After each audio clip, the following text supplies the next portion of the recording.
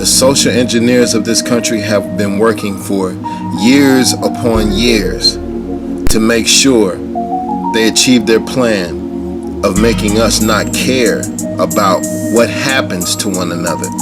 They've conditioned us to a mentality of division. Race, color, religion, creed, the street that you live on, they divided us so that they can attack each group at will. They do that so that the control that they wish to maintain over all of us can stand for all eternity. So that means that one act of compassion becomes the greatest act of rebellion. Now I know this next story, for a lot of you, it won't resonate. Some of y'all might even be entertained to watch the life of a young human being be snuffed out right before your very eyes. But at least you'll know who you are. At least you'll know that you're one of the people that's been brainwashed. A black woman dying in her jail cell. They treat animals better than they treated my sister. She begged to go to the hospital, but the jail staff did little to help her. Why her family believes her white cellmates poisoned her. 23-year-old Ta'Neasha Chappell had been at the Jackson County Jail in Indiana for about 2 months on theft and fleeing from police charges, and she was one of the only black female inmates there. One day, she started to feel sick. She complained of throwing up blood, asked to go to the hospital. But it would take 18 hours for the jail staff to even take her seriously. Ta'Neasha Chappell's family and legal team gave us these chilling video and audio recordings. Yes. Need help. What? Need help. What do you need help with? My stomach.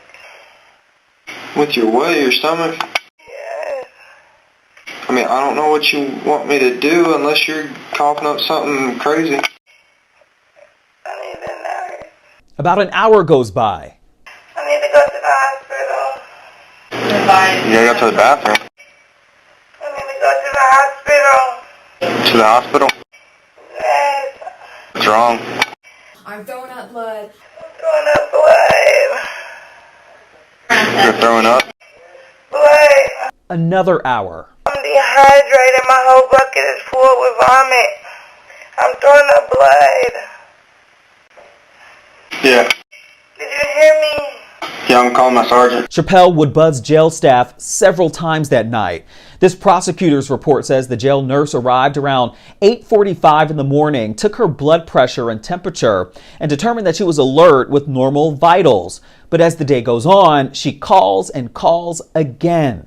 I'm throwing up in my sleep. Did you hear what that officer said? I don't know what you want me to do about it. In custody, she was supposed to be protected and provided for. But the job of these systems are not to care for people. The job of this system is to steal, kill, and destroy. She wasn't a murderer. She wasn't a sexual predator. She was a young person. Just imagine the people that you have in your life, the people that you love, the people that you care for. This could be your brother, your sister.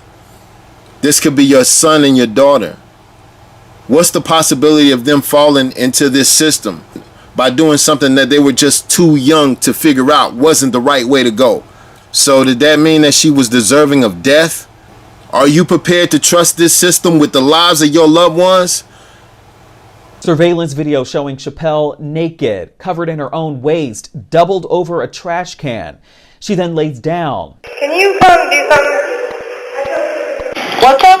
Do you not see that we got a naked lady on the floor here? It takes staff 7 minutes to even respond. She's then escorted to a holding cell with other inmates.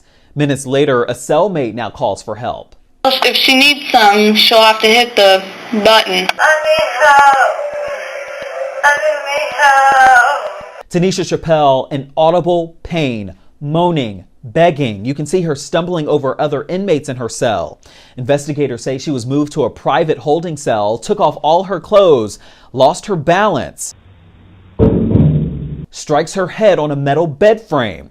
Investigators say jail staff went to go check on her several times and asked her to put on her uniform so they could take her to get some medication. But Ta'Neasha could barely move. One jail staffer even suggesting that Ta'Neasha is faking and threatens to leave her. It's just making it seem that you're faking it. So if you're not going to get up and get dressed, they're going to leave you alone. And you can sit there and just suffer. It's not kindergarten.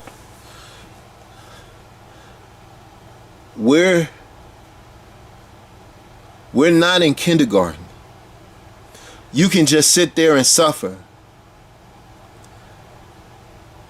Almost an entire 24-hour period, this young woman fought for her life. Naked, crawling, begging, stumbling, dying. No one lifting a finger. No one lifting a finger to help her. No one caring about another human being and comfortable enough to watch her pass away. And then they expect us to be comfortable enough to watch her pass away. 15 minutes later, they finally take her to the hospital, but it was too late. She was pronounced dead 2 hours later. So it was heartbreaking to, watch your loved one just fight for so long, like just beg and plead. And Ta'Neasha Morell says that the 2 months that her sister Ta'Neasha was at the Jackson County Jail, she complained about her white cellmates. They had got upset because my sister had the TV day. So it was her turn to watch whatever she wanted to watch. Well, they took the remote from her and they got into it about a remote. Here's what one inmate told Indiana State Police. I just called her black. And then she said, for some reason I remember her exactly saying, watch your mouth. And then I yelled about 50 times. The Shade Room has learned that the Jackson County Jail does provide cleaning supplies for inmates to clean their cell and common areas. She had some type of chemical, and they have yet to produce these chemicals that are used in their cells. Has she ever had any history of, medical ailments or, what's her medical history like? My sister do not have no major health issues. She was 23 years old. She went in perfectly fine. The autopsy came back and Chappell's death was ruled undetermined. A forensic pathologist concluded that she died of probable toxicity of an unknown substance. This all while the ER report noted originally that there was concern that she ingested ethylene glycol or methanol. Detectives also overheard hospital staff say Chappell's symptoms were similar to antifreeze poisoning that they've treated in the past. She had yellowing around her lips and eyes, green vomit, and dark red urine. Here's what a hospital nurse told Indiana State Police. Her urine came out very dark red, and I knew that was not a good sign. With her presentation and then seeing that urine, I knew that she was really not well. But the prosecutor's new report, just released in December 2021, it says that lab tests determined that there was no cleaning agents found in Chappell's body fluids or the food containers that she was eating out of. And for that, the Jackson County prosecutor, Jeff Chalfant, wrote in his report that no crimes were committed by the inmates or employees. And there was no findings or conclusions about the standard of care at the Jackson County Jail. The case was closed. And of course, the prosecutor does his investigation for that county, toxology report from that county, coroner from that county, and of course, the conclusion is no wrongdoing, no malicious intent, not even negligence on anybody's part. Of course, he has to protect the investments of that county. See, this is how villains are made. What if that was your mother? What if that was your sister? What if that was your daughter? Well, I got news for you. It was. Understand this. I've done 15 years inside the belly of that beast. And every single day I kept my eyes open and my ears open. And I can tell you this right now from a first-hand perspective. That beast is more hungrier now than ever before.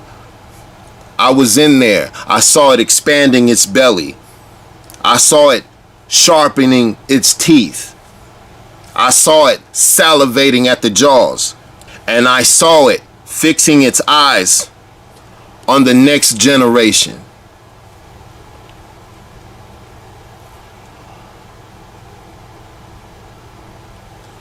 How many more have to pass away before we say it's time to put this system to an end? So what are you going to do about it?